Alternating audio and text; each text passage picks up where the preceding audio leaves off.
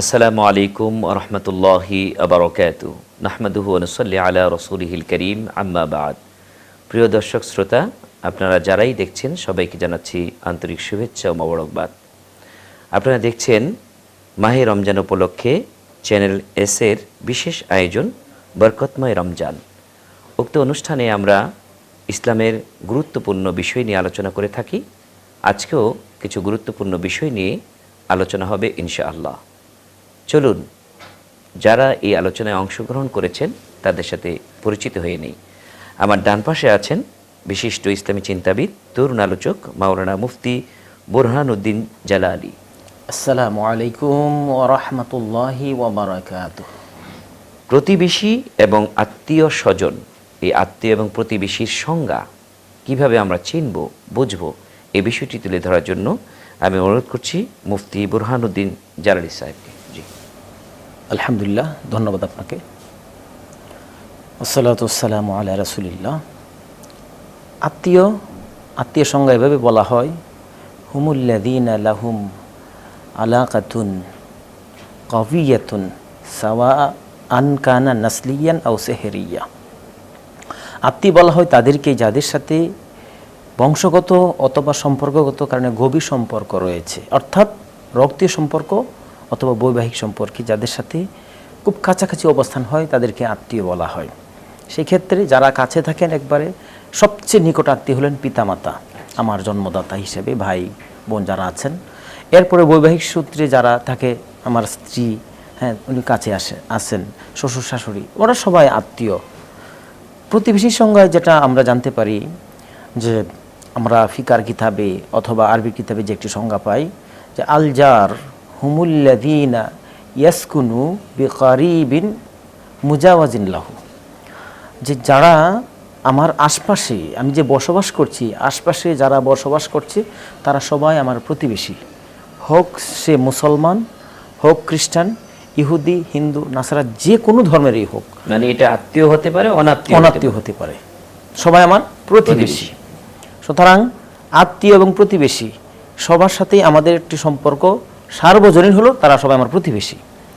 আমার চাচা, আমার যদি বাড়ির পাশে ফুফুর বাড়ি থাকে, ফুফুতো ভাই, ফুফু, সবাই কিন্তু আমার প্রতিবেশী, অথচ আত্মীয়। সামগ্রিকভাবে সবাই প্রতিবেশী। সেই জন্য তাহলে আমি যদি আপনার কাছে জানতে চাই যে প্রতিবেশী কয় ধরনের হতে পারে? হ্যাঁ, আলহামদুলিল্লাহ, আমরা তিন ধরনের প্রতিবেশী দেখতে পাই। এক ধরনের প্রতিবেশী হলো লাহুম হাক্কুন ওয়াহেদ, যাদের একটি মাত্র হক রয়েছে, সে শুধু প্রতিবেশীর হক পাবে। তারা হলো অমুসলিম প্রতিবেশী, সে যে ধর্মেরই হোক না কেন, আমার 40 গড়ের আওতার ভিতরে যদি সে বসবাস করে, সে আমার প্রতিবেশী। সেই হিসেবে আমাকে তার হক আদায় করতে হবে। তার সুখে আমি অবশ্যই সুখী হব, তার দুঃখে পাশে দাঁড়াবো। এমনকি তার উপর যদি কোনো নির্যাতন নিপীড়ন করা হয় সেটা আমরা শুনবো। কিন্তু এক নম্বর হলো মুসলিম প্রতিবেশী, আচ্ছা গেল একটা। তারপরে 2 নম্বর হলো লাহু হাক্কান, দুইটি হক রয়েছে প্রতিবেশী। একটা হলো আত্মীয়, এরপরে মুসলমান, সে নিকট আত্মীয় এবং মুসলমান। 2 নাম্বার হলো প্রতিবেশী প্লাস মুসলমান, যে তার দুইটি হক, মুসলমান ভাই হিসেবে একটি হক থাকবে আর সে প্রতিবেশী হিসেবে। 3 নাম্বার আমরা যে প্রতিবেশী দেখতে পাই সেটা হলো যে যাদের 3টি হক রয়েছে, সে আমার আত্মীয়, মুসলিম, প্রতিবেশী, সে হলো সবচেয়ে গুরুত্বপূর্ণ প্রতিবেশী। সবাই সমান, কিন্তু তার সাথে আবার 3 দিক থেকে সম্পর্ক। সেই হিসেবে আমরা 3 ধরনের প্রতিবেশী দেখতে পাই। চমৎকার, আলহামদুলিল্লাহ। তাহলে আমরা জানতে পারলাম যে প্রথম হলো আমরা আত্মীয় স্বজন, 2 নম্বর হলো প্রতিবেশী। আবার প্রতিবেশীর মধ্যে 3টা অংশ, মানে 3 ধরনের হক আমাদের পালন করতে হবে।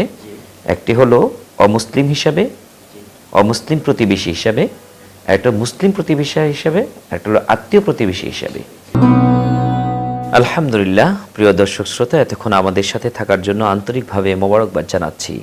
বিরতির পূর্বে আমরা আত্মীয় স্বজনের প্রতি কীরকম আচরণ করব, কি হক আছে, এই বিষয়টি মুহতারাম তুলে ধরেছিলেন এবং আপনি আমাদেরকে বলেছিলেন যে প্রতিবেশীর কারা এবং তাদের শ্রেণীবিন্যাস করেছেন যে কয় ধরনের প্রতিবেশী আছে। এখন আমাকে যদি আপনি বলেন, আমাদেরকে জানান যে এই যে 3 শ্রেণীর প্রতিবেশী, এই 3 শ্রেণীর প্রতিবেশীর সাথে আমরা কি ধরনের আচরণ বা কি হক তাদের আমাদের জন্য আল্লাহ রাব্বুল আলামিন নির্ধারণ করেছেন? ইসলামী শরিয়া মোতাবেক আমরা যদি বলতে যাই তাহলে প্রথমেই যে বিষয়টি আমরা জানতে পারি যে প্রতিবেশীর হক, তাহলে ইকরামান লাহু, তাকে একজন এজ এ ম্যান, আশরাফুল মাখলুকাত, সে হোক যে কোনো ধর্মের প্রতিবেশী, সে আমার, তাকে সম্মান করতে হবে। কথা বলার সময় মানুষ হিসেবে তাকে মূল্যায়ন করতে হবে। বড় হলে তাকে সম্মান করতে হবে, ছোট হলে তাকে স্নেহ করতে হবে, কেননা সেটা হলো আমাদের সৌহার্দ্যের একটি অন্তর্ভুক্ত। 2 নম্বর যে বিষয়টুকু আমরা জানতে পারি যে দিয়ানতের ক্ষেত্রে প্রতিবেশীদেরকে অবশ্যই উৎসাহিত করতে হবে। আমি একা একা নামাজ পালন করলাম, কিন্তু আমার প্রতিবেশী সে ঘুমে, সে কোনো দায়িত্ব পালন করছে না, সে নামাজ পড়ছে না, সে তার অধীনস্থদেরকে নামাজ শিক্ষা দিচ্ছে না, হালাল হারাম, এটা হলো মুসলিম প্রতিবেশীর সাথে। জি, মুসলিম প্রতিবেশীর সাথে ধর্ম। এই জন্য বললাম যে আমরা যেহেতু মুসলমান, আমাদের মুসলমান প্রতিবেশী যারা থাকবে তাদের ক্ষেত্রে সেই ধর্মের বিষয়টা অবশ্যই আমাদেরকে সজাগ রাখতে হবে।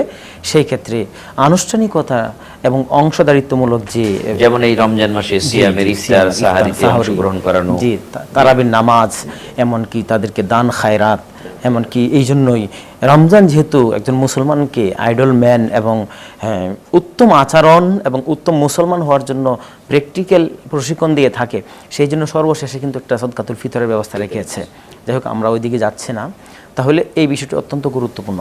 তারপর যে বিষয়টা, তাহলে মুসলিম প্রতিবেশী হিসেবে এই কাজগুলি তাদের সাথে আমাদের করতে হবে। জি, তারপরে যে বিষয়গুলি আছে, এরপরে আপনার যে প্রতিবেশী হিসেবে রক্তের আত্মীয় স্বজন প্রতিবেশী, যেগুলি জি জি রক্ত সম্পর্কিত প্রতিবেশী, যেমন চাচা, খালা, খালু, এরা যদি থাকে, চাচতো ভাই, চাচা, এরকম। জি, জি, হ্যাঁ, ওরা তো ওরা হলো প্রথমত তো সেই আত্মীয়, মুসলিম, প্রতিবেশী, 3 দিক থেকে ওনারা কিন্তু আহাক, অধিক হকদার।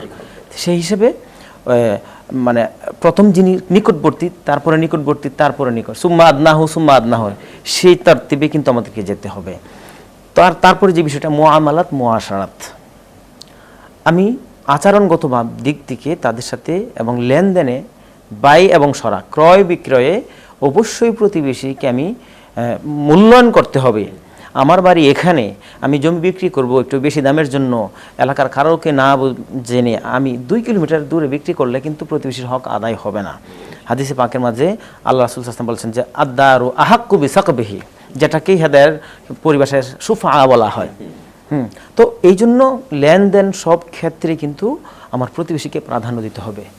আচ্ছা, এটা তো লেনদেনের ক্ষেত্রে বললেন। আমরা যখন এই যে রমজান মাস আসছে, রমজান মাসে ইফতার করব, সাহারি করব, আমার কোন প্রতিবেশীকে আগে আমরা এই হাদিয়াটুকু দেব, বা হাদিয়া দেওয়ার ব্যাপারে প্রতিবেশীর সাথে হাদিয়া দেওয়া নেওয়ার ব্যাপারে কি আমাদের? হাদিয়া তো রমজান মাসে 3 ধরনের হাদিয়া আমরা দেখি। একটা হলো ঐচ্ছিক হাদিয়া, এটা যে কাউকে দেওয়া যায়, এটা সন্তান, পিতামাতা, চাচা, চাচি, আত্মীয় স্বজন, দূরবর্তী, নিকটবর্তী সবাইকে দিতে পারে। একটা হলো যাকাত, যেটা ফরজিয়াতুল যাকাত, যেটা ওইটা যিনি যোগ্য তাকেই দিতে হবে। শুধু মা বাবা ছাড়া, সন্তান ছাড়া সবাইকে দেওয়া যাবে, যদি সে গ্রহণ করার হকদার হয়। সেটা হতে পারে আমার আপন বোন, ভাই হতে পারে, যে কেউ হতে পারে। তাদেরকে আমরা এই ফরজ যাকাত দান করি, নিকটবর্তীরা প্রাধান্য পাবে। ইয়েস। জি। তারপরে যে বিষয়টা আছে সাদকাতুল ফিতর, এই সাদকাতুল ফিতরের ক্ষেত্রেও যারা এটা পাওয়ার যোগ্য তাদেরকে দিতে হবে। তো এই ক্ষেত্রে আমরা আত্মীয় স্বজন যারা আছে তাদের। তো আমরা এখন সমাজে যে দেখি, অনেক লোকজন এসে বলে থাকে যে মাগো, আমার বাড়ি অনেক দূরে, আমার জন্য সামান্য টাকা রাখেন।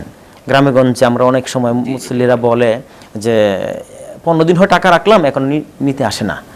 আমি আজকের এই মিডিয়ার মাধ্যমে সবাইকে জানিয়ে দিতে চাই, যারা এইভাবে রাখেন, আদায় হবে, এটা সদকাতুল ফিতর আদায় হবে না।